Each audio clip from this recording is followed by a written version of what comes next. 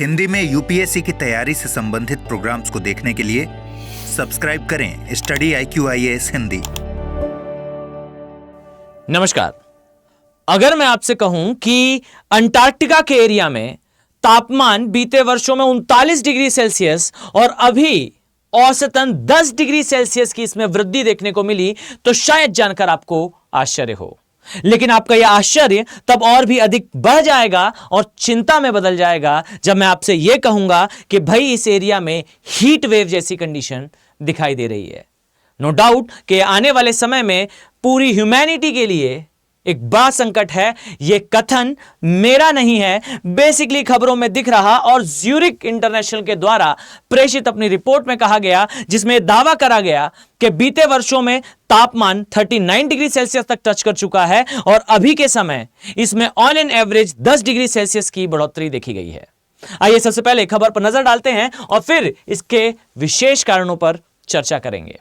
सबसे पहले तो यहां अगर हम देखें तो आर्कटिक का वो एरिया जो परमाफ्रॉस्ट कहा जाता है, अर्थात साल भर जिसमें बर्फ जमी होती है, इसके एवरेज टेंपरेचर में जैसा कि मैंने आपको बताया नियर अबाउट 10 डिग्री सेल्सियस का इंक्रीमेंट है, इजाफा है। साथ ही चिंताजनक बात और एक दुर्लभ बात यह है कि यहां पर जो स्थान है वहां हीट वेव जैसी कंडीशन देखने को मिली। आई थिंक आप परिचित हैं इस बात से कि हीट वेव एक ऐसी घटना है जहां तापमान एक निश्चित समय में बहुत रैपिडली इंक्रीज होता है। अब यहां ध्यान से देखिए, विश्व में अगर हम देखें तो बीते 12 महीनों में आई थिंक आपने ये खबरें अक्सर सुनी होंगी कि पृथ्वी को बुखार हो चुका है, फीवर है, क्योंकि हर एक माह दूसरे माह से अधिक गर्म और इवन रिकॉर्ड स्तर पर गर्म रहा।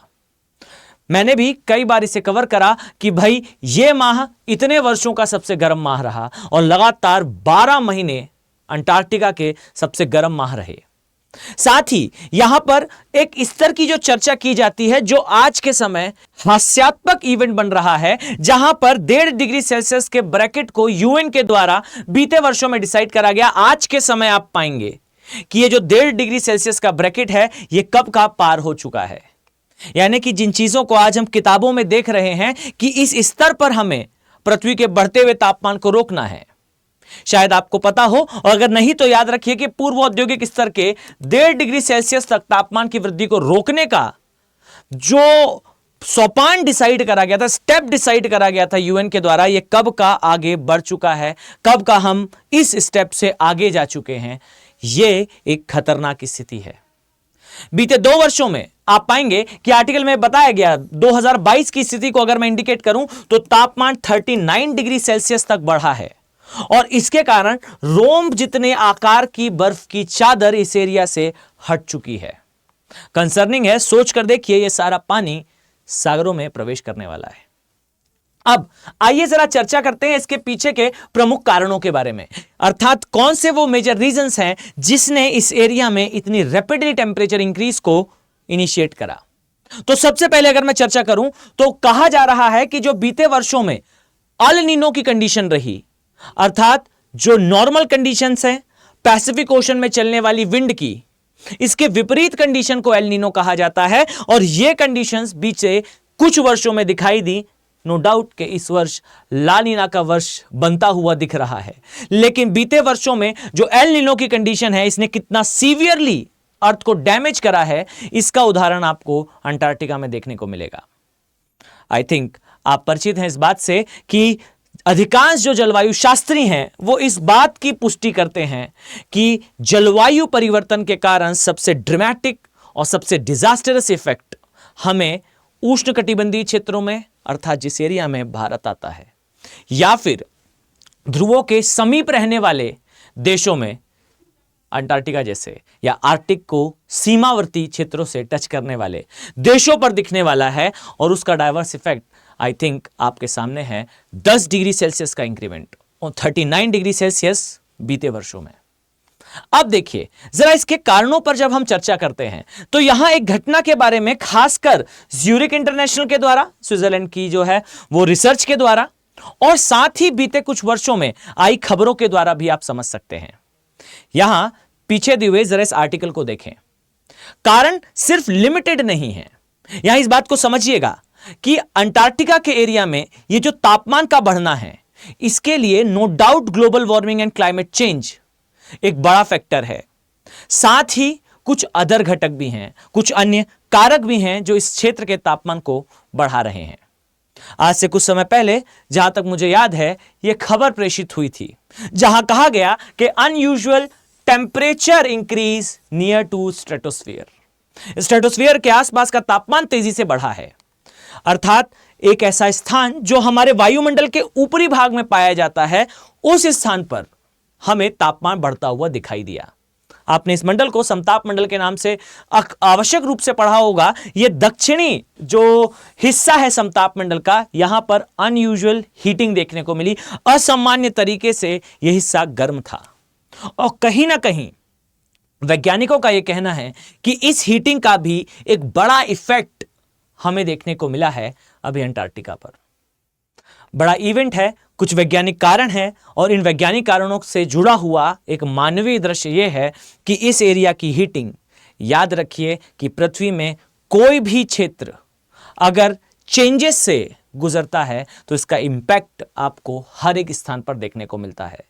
मुझे बताने की आवश्यकता नहीं है कि अंटार्कटिका वाले एरिया में इस प्रकार की हीटिंग ग्लोबल सी लेवल को किस प्रकार से इंपैक्ट करेगी, और ये जो इंपैक्ट है ये मॉरिशस जैसे देशों से लेकर मुंबई जैसे स्थानों तक और न्यूयॉर्क से लेकर आपको पेरिस तक देखने को जरूर मिलेगा।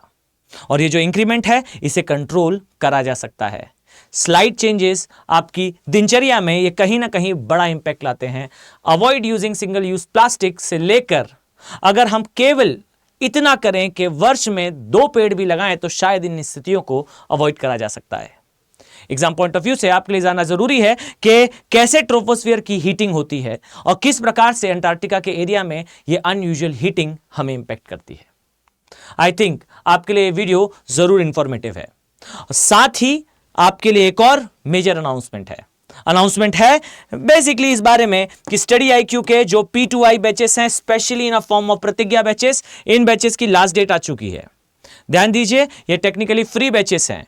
प्री क्वालिफाई होने पर स्टडी IQ आपकी सारी फी रिफंड करने वाला है और साथ ही आपको अपने प्रेमाइसेस में दिल्ली में अपने खर्चे पर बुलाकर आगे की सारी तैयारी भी कराने वाला है।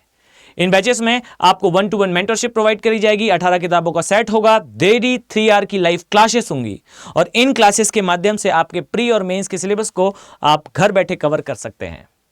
इतना ही नहीं, इन बैचेस के माध्यम से पढ़ाई करने पर प्री क्वालिफाई होगा, इसके लिए आपको श्योरिटी मिले, इंक्लूडेड है इसमें प्री का crash course which is SIP का प्रोग्राम। SIP अर्थात success in prelims, mains residential programme, 18 किताबों का सेट, इंटरव्यू गाइडेंस प्रोग्राम, ये सब कुछ आपके लिए एक्सक्लूसिवली, ये जो कॉस्ट आपको दिखाई दे रहा है 27,999 इस पर अवेलेबल है only by using AK live code. इस कोड का यूज करते हुए आप इजिली इन बैचेस का पार्ट बन सकते हैं। और एक बात याद रखें, प्री क्वालिफाई होने पर सारी फी रिफंड कर दी जाएगी। साथ ही आपके लिए लॉन्ग टर्म पे 36 मंथ की वैलिडिटी के साथ लॉन्ग टर्म बैचेस भी अवेलेबल हैं। ये बैचेस आपको 32,999 की कॉस्ट पर मिलने वाले हैं। याद रखें कि ये सब कुछ only by using AK live code. और लास्ट में याद रखें, भारत का स्वतंत्रता संघर्ष, ये सीरीज बेसिकली स्टार्ट करने वाले हैं विरत सर। इस सीरीज में आपको आपके UPSC मेंस और even prelims point of view से सारी चीजें कवर करती हुई दिखाई देंगी। और साथ ही विपिन चंद्रा किताब, आई थिंक आप सभी परिचित हैं, बाइबल ऑफ हिस्ट्री, ये कवर करने वाले हैं विरत सर। क्लासेस स्टार्ट होने वाली हैं। ये क्लासेस 3 अगस्त से शाम को 7 बजे स्टार्ट होंगी। ध्यान दीजिए, ये क्लासेस आपके लिए एक्सक्लूसिवली फ्री हैं, यूट्यूब पर अवेलेबल होंगी। टाइमली इन्हें ज्वाइन कर लें। आने वाले समय में ये काफी ज्यादा हेल्पफुल होने वाला है आपकी जर्नी में। इस उम्मीद के साथ कि आने वाले समय में मैं आप सभी सीरियस IAS एस्पिरेंट्स को इन बैचेस में देखने वाला हूं। चलिए मिलते हैं नेक्स्ट वीडियो में। Have a very nice day. Thank you. Hindi में UPSC की तैयारी से संबंधित प्रोग्राम्स को देखने के लिए सब्सक्राइब करें स्टडी IQ IAS हिंदी।